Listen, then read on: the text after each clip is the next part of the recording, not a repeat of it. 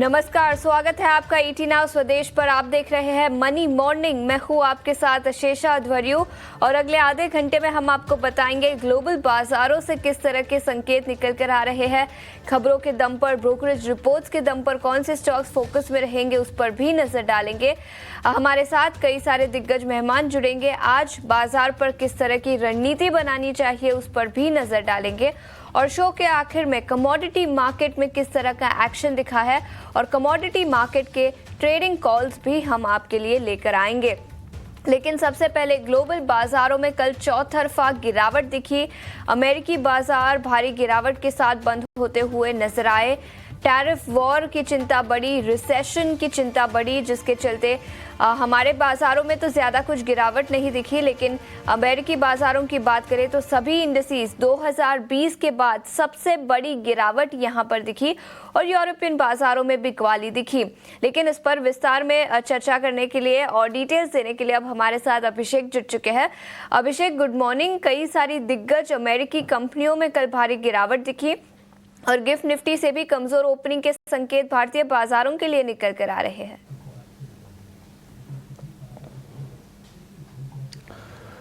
अशेषा, देखिए, US futures से trailer का पता तो चल गया था और उससे ये अंदाज़ा लग गया था कि फिर पिक्चर कैसी होगी। ये गिरावट आनी थी क्योंकि अमेरिकी बाज़ारों में परसों जो ट्रंप का जो फैसला आया था वो मार्केट बंद होने के बाद आया था। तो हमने आफ्टर मार्केट में देखा कि बाकी शेयर धराशायी हुए। कल एक्चुअल इम्पैक्ट आया वहाँ के बाजार में और उसके बाद डाउ, नैस्डैक, S&P 500 ये तीनों के तीनों इंडेक्स 4 से 6% तक टूट गए। 2020 के बाद से ये बाजारों में सबसे बड़ी गिरावट हमने देखी है। तो मतलब सीधा सीधा ये है कि ट्रंप ने एक तरह से कह सकते हैं कि उन्होंने बाकी देशों पर टैरिफ इम्पोज किया, उनको थ्रेट करने के लिए, धमकाने के लिए, नेगोशिएशन टेबल पर उनको खींच कर लाने के लिए। लेकिन ये कह सकते हैं कि कदम उनका उल्टा पड़ गया और अपने पैर पर ही उन्होंने कुल्हाड़ी मार ली है। क्योंकि S&P 500 जो कि एक वहाँ की इंडस्ट्रियल एक्टिविटीज़ का बढ़िया बेंचमार्क है, वो जो इंडेक्स है डाउ से भी बेहतर है। 500 कंपनी उसमें है अमेरिका की बड़ी बड़ी, और वो चला गया है करेक्शन वाली टेरिटरी में। फरवरी में जो हाई बनाया था S&P 500 ने, वहां से अब ये 10% नीचे आके कारोबार कर रहा है। और आपको याद होगा कि स्मॉल कैप का जो इंडेक्स है अमेरिका में वो है रसल 2000। डोनाल्ड ट्रंप जब राष्ट्रपति बने थे तो ये इंडेक्स सबसे ज्यादा चला था। मतलब हमने नवंबर में करीब 8.5% के आसपास तक की तेजी एक महीने में देखी थी रसल 2000 में, जबकि S&P 500 में करीब 4 से 4.5% के आसपास की तेजी दिखी थी। तो डबल ये इंडेक्स चला था। लेकिन उसके बाद वो लेवल्स लौट के कभी आया नहीं और अब चला गया है ये बेयर मार्केट में। बेयर मार्केट यानी कि शिखर से अगर कोई इंडेक्स, कोई शेयर अगर 20% नीचे चला जाए तो कहते हैं कि बेयर मार्केट में चला गया है। और रसल 2000 अब है करीब 21% नीचे। कल के सत्र में भी हमने भारी भरकम गिरावट देखी है, 8.5% टूट गया है रसल 2000। जेपी मॉर्गन की एक रिपोर्ट की भी चर्चा हो रही है। जेपी मॉर्गन ने यह कहा है कि अगर इस टैरिफ के मसले का कोई हल नहीं निकाला गया, अगर ये चीजें थोड़ी सी पार्शली रोल बैक वगैरह नहीं होती हैं, तो अमेरिका में ये रिसेशन को भी ट्रिगर कर सकती हैं और अमेरिका के साथ साथ दुनिया भर के बाजारों में मंदी वाला डर पैदा हो सकता है। तो जेपी मॉर्गन ने यह चेतावनी दी है। अब देखना होगा कि बाकी जगहों पर क्या होता है, नेगोशिएशन टेबल पर क्या होता है। हालांकि ट्रंप एडमिनिस्ट्रेशन ने कहा है कि वो नेगोशिएट करने के लिए उन्होंने टैरिफ नहीं लगाए हैं और ये टैरिफ रहने वाले हैं। लेकिन देखिए, धमकियां हैं। ट्रंप के अंदाज को, ट्रंप के वक्तव्य को हर इंसान समझता है, उससे भली भांति परिचित हो चुका है कि वो क्या कहते हैं, उसके मायने क्या होते हैं।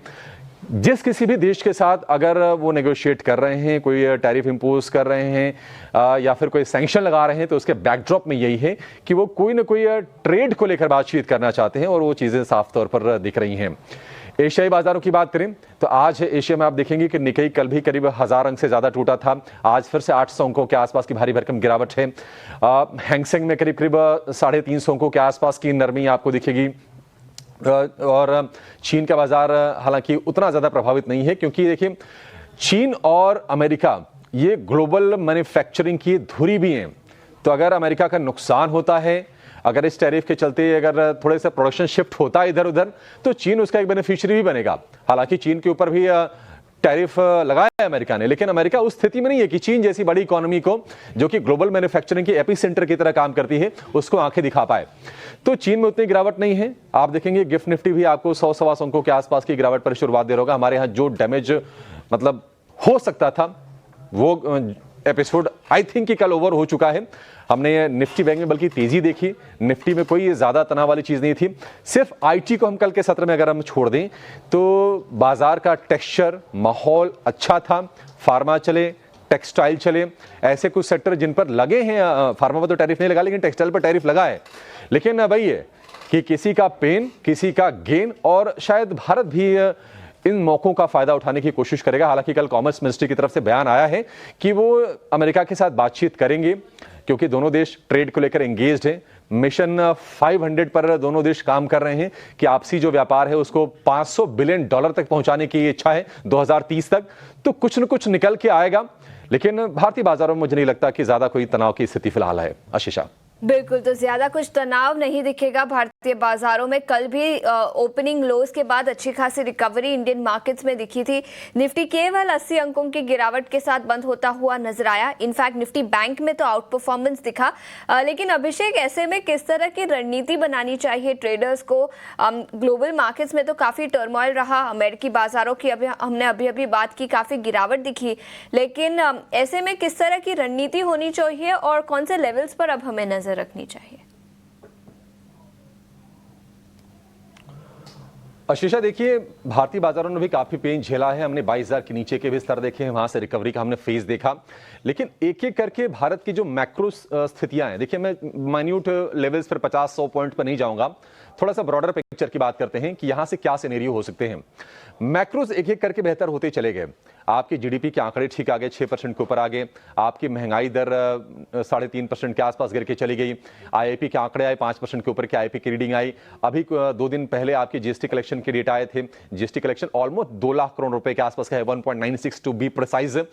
तो ये सारी चीजें अच्छी हैं और अब ये बिल्कुल आपको मान लेना चाहिए कि the worst is over for time being. यहां से ज्यादा आपको पेन बाजारों में दिखेगा नहीं। देखिए एशियाई बाजारों में आप शार्प रिएक्शन देख रहे हैं, उसकी वजह यह है कि एशिया में चाहे वो कोरिया हो, चाहे वो जापान हो, ये सारी की सारी एक्सपोर्ट डिपेंडेंट नेशंस हैं। निसान हो गया या फिर टोयोटा हो गया, सुजुकी हो गया। जापान की बहुत सारी कंपनीज हैं जो ग्लोबली ऑपरेट करते हैं और अमेरिका में उनके एक्सपोर्ट का बड़ा हिस्सा जाता है। तो वहां पर आपको गिरावट दिखेगी, वो साफ तौर पर विजिबल है। कोई आपको ज्यादा उस चीज को लेकर चिंता में नहीं होना चाहिए। आपके लिए हो सकता है कि अपॉर्चुनिटी बने अगर वहां पर गिरावट होती है तो। कोरिया की बात करें, वहां पर भी किया मोटर है, हिंदाई है, तमाम ऐसी कंपनीज हैं जो ग्लोबली एक्सपोर्ट करती हैं, अपने मैन्युफैक्चरिंग बेस बाकी देशों में बनाए हैं। तो उनके गिरने की अपनी वजह है। भारतीय बाजारों ने कल मैच्योरिटी दिखा दी है और हमने 25 मार्च को 23,868 का लेवल हमने निफ्टी पर देखा था और वहां से करीब 600 पॉइंट के आसपास का कुशन मिल गया। बल्कि ये क्वेश्चन है, आपको जो टैरिफ के चलते जो डर था, बाजार उसके चलते थोड़े से पहले से गिरे थे। डिस्काउंट हो रही थी चीजें, जो भी तनाव था रेसिप्रोकल टैरिफ को लेकर। और याद रखना चाहिए कि जो भारत के जो नेबरिंग कंट्रीज हैं, जो या फिर एशियन जो पेयर्स हैं जिनसे हम अपनी इकोनॉमी की तुलना करते हैं वैल्यू के टर्म्स में, उनके मुकाबले भारत पर टैरिफ कम लगा है 26% का। और अगर हम बेसलाइन टैरिफ को 10% को जोड़ दें तो इफेक्टिवली 36-37% का। लेकिन बाकी देशों से ये अभी भी काफी ज्यादा कम है। तो यहां से ज्यादा तनाव की स्थिति है नहीं। एक चीज और भी हो रही है कि देखिए अभी आरबीआई की पॉलिसी आ जाएगी 2-3 दिनों में और उम्मीदें फिर से है कि शायद आरबीआई रेट कट करे, क्योंकि महंगाई आपके कंट्रोल में है, उसको लेकर उतना तनाव नहीं है। बाकी इकोनॉमिक इंडिकेटर्स भी आपके धीरे धीरे ठीक हो रहे हैं। तो मे भी एक रेट कट आ सकता है और बैंकिंग फाइनेंशियल बाजार को सपोर्ट देने का काम निश्चित तौर पर करेंगे। आगे अर्निंग्स पर नजर रहेगी। हालांकि आईटी वाला मसला डिस्काउंटेड है, लेकिन एक चीज ये भी है कि आईटी स्टॉक्स काफी ज्यादा पिट चुके हैं। आप अगर आईटी के इंडेक्स को देखेंगे तो आईटी इंडेक्स ने मार्च में करीब 15-16% खोए। इस महीने की भी शुरुआत कमजोर की है। 46,000 का था निफ्टी का आईटी इंडेक्स, वो 35,000 के आसपास है। तो मतलब दो चीजें, आईटी और बैंक, ये दो सबसे बड़े वेटेज रखते हैं। आईटी से न्यूट्रलाइज हो गया है। लोग ये भी कह रहे हैं कि नहीं, वैल्यूएशन अब सस्ते हो गए, यहां से ज्यादा गिरने की आशंका अब आईटी शेयरों में नहीं है। तो मे भी देखते हैं, अगला एक हफ्ता बड़ा क्रूशियल है। बाजार थोड़ा सा वोलेटाइल रहेगा, लेकिन आप मान के चलिए कि जो 23,000 का जो लेवल है बाजार के लिए बहुत ही क्रूशियल सपोर्ट के तौर पर काम करेगा। और आप निफ्टी बैंक को नियर टर्म में फिर से देख सकते हैं 51,500 के ऊपर जाते हुए 52,000 की तरफ कदम बढ़ाते हुए। मुझे नहीं लगता कि बाजार में यहां से कोई ज्यादा पेन बचा हुआ है। आपको गिफ्ट निफ्टी कितना 100-125 अब तो देखिए 100 अंक भी नहीं रह गया है। तो भारत के लिए उतनी चिंता की स्थिति नहीं है। कुछ कुछ परिस्थितियां, बल्कि मैं कह रहा हूं कि अनुकूल भी दिखाई दे रही हैं इनसे। बिल्कुल, तो भारत के लिए ज्यादा कुछ डिफिकल्ट सिचुएशन नहीं है और गिफ्ट निफ्टी से 90 अंकों की गिरावट के संकेत निकल कर आ रहे हैं। ज्यादा कुछ दबाव इन लेवल से अब इंडियन मार्केट्स में नहीं नजर आएगा। अभिषेक, शुक्रिया पूरी डिटेल्स के साथ हमारे साथ जुड़ने के लिए। लेकिन आज के सत्र पर रणनीति बताने के लिए अब हमारे साथ 5paisa.com के सचिन गुप्ता भी जुड़ चुके हैं। सचिन जी, गुड मॉर्निंग और शुक्रिया समय निकालकर ईटी नाउ स्वदेश पर जुड़ने के लिए। आप बताएं, ग्लोबल बाजारों में भारी गिरावट, गिफ्ट निफ्टी से 90 अंकों की गिरावट के संकेत निकल कर आ रहे हैं, लेकिन ऐसे में आपकी रणनीति किस तरह की होगी? Very good morning Ashisha ji. And बिल्कुल जिस तरीके से गिफ्ट निफ्टी में यहाँ पर एक नेगेटिव साइड मोमेंटम देखने को मिल रहा है, पॉसिबली हो सकता है हम स्लाइड लाइक लोअर साइड में ओपन होते हुए नजर आए, बट स्टॉक स्पेसिफिक एक्शन जो है वो मार्केट में कंटिन्यूसली बना हुआ है। एंड बेस्ड ऑन दैट यहाँ पर दो स्टॉक्स आज मैं रिकमेंड करूंगा। पहला स्टॉक जिसके अंदर प्रायर ट्रेडिंग सेशंस में एक अच्छा ट्रैक्शन देखने को मिला है, स्टॉक का नाम है power grid. And daily charts पर अगर हम देखें तो पोल एंड फ्लैग पैटर्न के ब्रेकआउट्स कंफर्म होते हुए नजर आए। साथ ही साथ में स्टॉक ने अपने एक long term moving average 200 days के मूविंग एवरेजेस के ऊपर शिफ्ट होता हुआ नजर आया। तो यहाँ पर मुझे लगता है एक अच्छा स्ट्रेंथ जो है वो कमिंग डेज में देखने को मिल सकती है। सो पावर ग्रेड में बाइंग की सलाह रहेगी। अराउंड 299 300 के आसपास अगर मिलता है तो वहां से एक बार बाइंग इनिशिएट कर सकते हैं। 291 का एक स्टॉप लॉस रहेगा। अपसाइड करीब 312 तक देखने को मिल सकता है। तो दूसरा stock banking and financial sector से ही रहेगा। प्रायर ट्रेडिंग सेशन से एक अच्छा स्ट्रेंथ बढ़ती हुई देखी है और जैसा अभिषेक जी ने भी अभी बताया कि एक अच्छी मोमेंटम जो है वो कमिंग डेज में भी यहाँ पर एक्सपेक्टेड है। So based on that technically अगर हम देखें तो एयू बैंक काफी अच्छा यहाँ पर नजर आ रहा है। डेली चार्ट पर अगर हम देखें तो एक हैमर कैंडलस्टिक पैटर्न फॉर्म होने के बाद उसकी कंफर्मेशन हमने कल के ट्रेडिंग सेशंस में आती हुई देखी है। अभी मुझे लगता है करंट मार्केट प्राइस से भी एक अच्छी स्ट्रेंथ यहाँ पर बाकी है।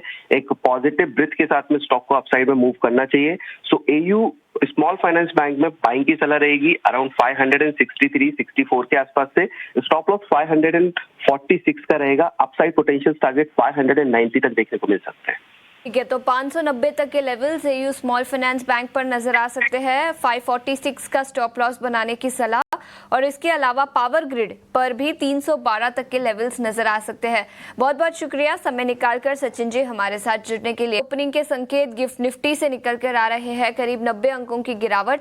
लेकिन ऐसे में कई सारे स्टॉक्स जो खबरों के दम पर फोकस में रहेंगे और कई सारे ऑपरेशनल अपडेट्स भी निकल कर आए हैं चौथी तिमाही के। शरद अब हमारे साथ जुड़ चुके हैं। शरद, गुड मॉर्निंग। कई सारी बैंकिंग कंपनियों के अपडेट्स आए हैं, सबसे पहले उसके बारे में बताएं। गुड मॉर्निंग आशीष। आप बात करें तो BFSI और आप कह सकते कंजम्पशन के अपडेट्स आ रहे हैं, लेकिन मैं पहले बता दूं कि इसकी सारी जो है हमने कंसोलिडेटेड एक प्लेट्स भी बना लिए हैं, जहां पे Avenue supermart, HDFC bank, UCO bank, Adani Wilmer की बात करें आपके स्क्रीन पे तो यहाँ पे अच्छे नतीजे देखने मिले हैं अनुमान के मुताबिक, या मिक्स्ड सेट ऑफ नंबर्स में अगर हम बात करें तो Bajaj finance, LT finance, Vedanta और बंधन बैंक आते हैं। कुछ बैंक्स के ऑफकोर्स जो है लोन ग्रोथ बुक में जो है क्वेश्चन हो रहा है कि उनकी ग्रोथ नहीं हो पा रही है, बट लार्जली जो है मिक्स्ड नंबर्स आ रहे हैं बैंकिंग स्पेस से, मिक्स्ड कंजम्पशन स्पेस से आ रहा है। वीक में RBL बैंक और येस बैंक भी आ गया। तो ये पूरे आपके स्क्रीन पे है, आप इसकी स्क्रीनशॉट ले सकते हैं, इसको यूज़ कर सकते हैं और अपने फ्रेंड्स के बीच भी फॉरवर्ड कर सकते हैं कि ये पूरी इंपैक्ट एनालिसिस एक स्क्रीन में आपको मैं दे रहा हूँ। HDFC बैंक की अगर बात करें, डिपॉजिट ग्रोथ 14% बढ़ा ईयर ऑन ईयर बेसिस पे, और ओवरऑल रिटेल लोन्स की भी बात करें तो लगभग 9% का ग्रोथ देखने मिला है। गुड सेट ऑफ नंबर्स आए। Bajaj finance largely inline set of numbers है। न्यू लोन्स 36% बढ़े हैं, AUM 26% बढ़ा, और जो डिपॉजिट्स है यहाँ पे भी स्ट्रेंथ आया है, लगभग 19% का ग्रोथ है। तो largely inline set of numbers आए। बंधन बैंक के भी आंकड़े बात करें तो एडवांस डिपॉजिट देखें तो largely inline set of estimates आए हैं एनालिस्ट एस्टिमेट से।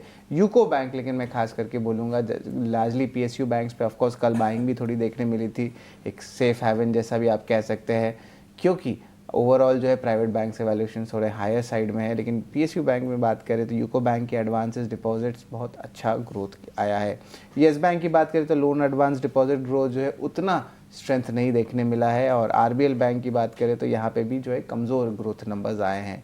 LT फाइनेंस की रिटेल लोन बुक लगभग 19% बढ़ा ईयर ऑन ईयर बेसिस पे, और लार्जली आप कह सकते हैं इनलाइन सेट ऑफ नंबर्स है। वेदांता के नंबर्स तो कंपनी बोल रहे हैं रिकॉर्ड लेवल्स पे है, जिंक ले लीजिए या रिफाइंड मेटल या एल्यूमिनियम, लेकिन जो ग्रोथ है ईयर ऑन ईयर बेसिस पे लगभग फ्लैट या 2% का। तो मिक्स सेट ऑफ नंबर्स यहाँ पे आए हैं।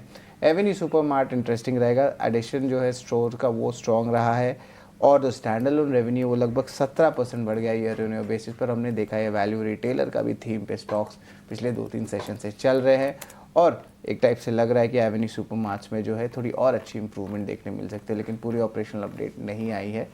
ये तो ऑफकोर्स अर्निंग्स में हमें पूरा चीज़ पतेगा, लेकिन नेट नेट पॉजिटिव है एवेन्यू सुपरमार्ट्स। तो ये अहम जो Q4 अपडेट्स है ये सारा का कंसोलिडेटेड वर्जन हम आपके सामने ले आए हैं। बिल्कुल, तो ऑपरेशनल अपडेट्स के दम पर कई सारे स्टॉक्स, बैंकिंग कंपनी और एवेन्यू सुपरमार्ट सच फोकस में रहेंगी। लेकिन शरद, इसके अलावा कुछ और खबरें भी निकल कर आई है।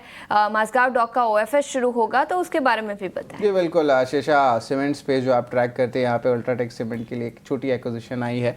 जो वॉल केयर करके कंपनी है, वंडर वॉल केयर, वहाँ पे 235 करोड़ का एक्विजिशन आया है। अब ये एक्विजिशन इंपॉर्टेंट इसलिए है क्योंकि यहाँ पे एक्सटेंशन हो रहा है इनका वाइट सीमेंट और वॉल पुट्टी का जो ओवरऑल बिजनेस है उसको लेके। जोमेटो जो है इनका नाम चेंज हो जाएगा, इटर्नल रहेगा और इसका सिंबल भी जो एक्सचेंजेस में चेंज हो जाएगा इटर्नल का। और ये जो चेंजेस है अप्रैल 9 से देखने मिलेगा, यानी कि अगले हफ्ते से जो है हमें देखने मिलेगा। अब इटर्नल का जो बिज़नेस की अगर बात करें तो जोमेटो तो सिर्फ फूड डिलीवरी बिजनेस है, उसमें ब्लिंकिट है क्विक कॉमर्स का, इसके अलावा डिस्ट्रिक्ट का भी इन्होंने बिजनेस किया है जहाँ पे लाइव इवेंट्स आते हैं। तो एक टाइप से एक नया नाम, एक नया आइडेंटिटी आने वाला है, तो जोमेटो पे भी नज़र रखिएगा।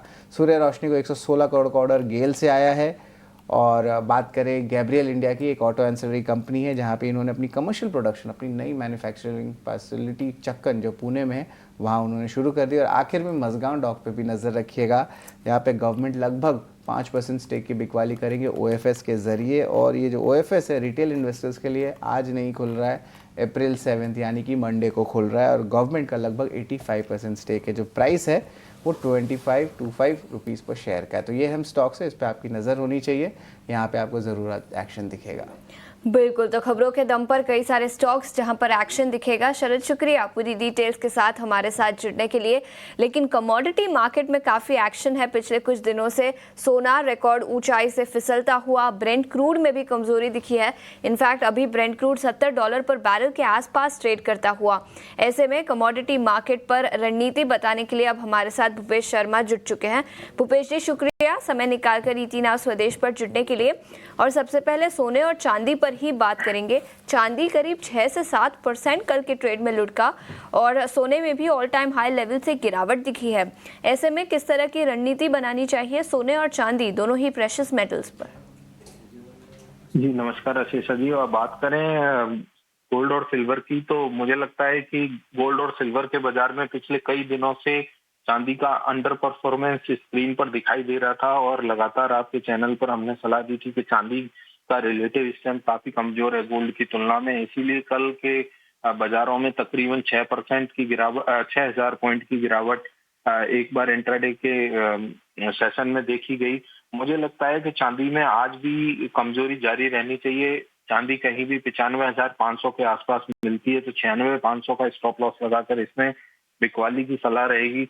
94,500 और 93,500 के लक्ष्य संभावित रहेंगे। वहीं अगर गोल्ड की बात करी जाए तो हो सकता है कि गोल्ड में कंपैरेटिव स्ट्रेंथ अगर कैलकुलेट करते हैं तो मुझे लगता है कि गोल्ड में चांदी की तुलना में गिरावट कम देखी जाएगी। परंतु ओवरऑल बात करें तो दोनों बाजारों का ट्रेंड और मोमेंटम अभी भी कमजोर बना हुआ है। मुझे लगता है कि इसमें कमजोरी जारी रहनी चाहिए रहेगी सोने और चांदी दोनों पर। और कल के सत्र में भी गिरावट दिखी, सोना ऑल टाइम हाई लेवल से लुढ़कता हुआ। लेकिन कच्चे तेल की बात करें तो ओपेक प्लस से कुछ कमेंट्री निकल कर आई, सप्लाई बढ़ने का अनुमान है अगले महीने से। और इसके अलावा ग्लोबल ग्रोथ कंसर्न्स है जिसके चलते कच्चा तेल भी लुढ़का। ब्रेंट क्रूड $70 पर बैरल के नीचे ट्रेड करता हुआ। ऐसे में कच्चे तेल और नेचुरल गैस, यहाँ पर भूपेश जी किस तरह की रणनीति बनानी चाहिए? जी, ओपेक प्लस की कल कमेंट्री आने की डर के कारण कच्चे तेल में एक बड़ी गिरावट देखने को मिली। तकरीबन 400 पॉइंट के करीब MCX पर बाजार मंदा था। मुझे लगता है कि बाजारों में अभी एक बार बाजारों ने कल के जो लो बनाए हैं वो बाजारों का एक बॉटम बन चुका है। और बाजार इंटरनेशनल भाव का देखें तो लाइट क्रूड अभी 66 का दाम चल रहा है। तो मुझे लगता है कि 66.23 पकड़ लें या 5.50 का ओवरऑल बाजार में मंदा नहीं होना चाहिए। I think we should play for a contra trade. तो यहाँ पर मेरी क्रूड ऑयल में खरीदारी की सलाह रहेगी कि 5600 70 के आसपास कहीं भी बाजार मिलता है तो खरीदारी करनी चाहिए। 5622 का स्टॉप लॉस लगाएं, इसमें 5766, 5810 के लक्ष्य संभावित रहेंगे। वहीं अगर नेचुरल गैस की बात करी जाए तो नेचुरल गैस का बाजार का ट्रेंड और मोमेंटम दोनों कमजोर बने हुए हैं, परंतु बाजार पिछले 2-3 ट्रेडिंग सेशन से एक छोटी रेंज में दायरे में ट्रेड कर रहा है। मुझे लगता है बाजार 340 के नीचे जाने पर इसमें बिकवाली की सलाह रहेगी। आप स्टॉप लॉस इसमें 347 का रहेगा, लक्ष्य इसमें 331 और 323 के संभावित रहेंगे। बिल्कुल, तो ये नजरिया कच्चे तेल और नेचुरल गैस पर, लेकिन इसके अलावा बेस मेटल्स की बात करें तो यहाँ पर भी कल के सत्र और आज सुबह कमजोरी के साथ ही शुरुआत हुई है। Zinc, lead, aluminium, copper across the board बिकवाली दिखी है, लेकिन ऐसे में कौन से लेवल्स पर नजर रखनी चाहिए और क्या कोई ट्रेड बनेगा यहाँ पर? जी बिल्कुल, अगर बेस मेटल्स की बात करें तो बेस मेटल्स में कल कॉपर के बाजार में बहुत बड़ी गिरावट देखने को मिली। तकरीबन एक बार 24 पॉइंट के करीब बाजार में गिरावट देखने को मिली। मुझे लगता है कि 871, 873 के आसपास कहीं भी कॉपर का वायदा मिलता है तो इसमें बिकवाली की सलाह रहेगी। 877 के ऊपर का स्टॉप लॉस लगाएं। नीचे में 855 और 851 के लक्ष्य संभावित रहेंगे। वहीं अगर अदर बेस मेटल्स की बात करी जाए तो मुझे लगता है कि अभी भी जिंक, एल्युमिनियम सभी बाजारों में गिरावट कमजोरी जारी रहनी चाहिए। वहीं जिंक की बात करें तो जिंक में भी बिकवाली कर सकते हैं। 261 या 262 के आसपास जिंक वायदा मिलता है तो वहां बिकवाली करें। स्टॉप लॉस इसका 264 के ऊपर का लगाएं और नीचे में 255 और 252 के लक्ष्य संभावित रहेंगे। ठीक है, तो ये नजरिया बेस मेटल्स पर। भूपेश जी, बहुत बहुत शुक्रिया समय निकालकर हमारे साथ जुड़ने के लिए और कमोडिटी मार्केट पर अपनी रणनीति बनाने के लिए।